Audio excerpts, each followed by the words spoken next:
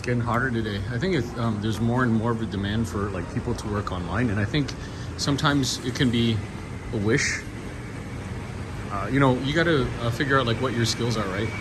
So I had this lady that I was talking to yesterday, and she told me that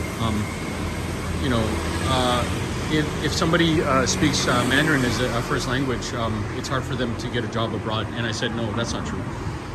Because I had a friend of mine, and they got a job teaching Mandarin over in Myanmar, I guess. And I guess there is a big demand for people to teach Mandarin to like big classes. There's like businesses around it.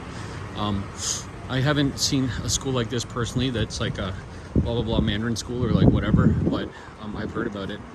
And so Malaysia, Thailand, in Cambodia, and don't expect this type of job to make you a millionaire, but you can go abroad, you can teach Mandarin. So, and I've had maybe 2 or 3 students that I've talked to that do this. It's possible.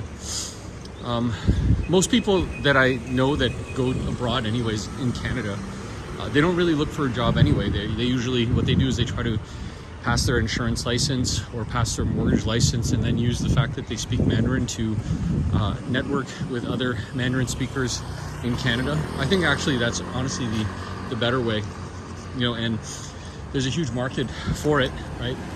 And the first thing they do when these rich Mandarin speaking people are going to buy a house or do something with their finances is they look for somebody who speaks their language, right?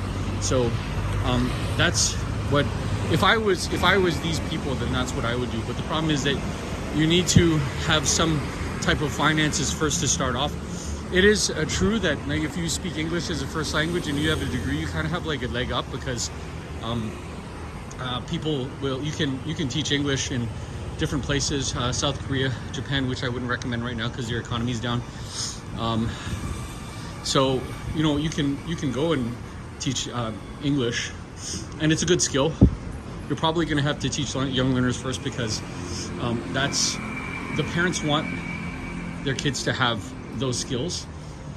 Whenever you have adult learners, there's always, they want to cancel, they want to quit for some silly reason. I have a meeting today, or I'm gonna have this project for the next like 2 or 3 weeks, and then you never see them again.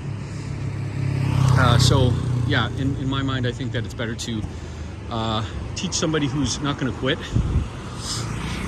Everybody knows that they need English, right? A long time ago, they had this idea that they're going to make this language I guess a scientific based language.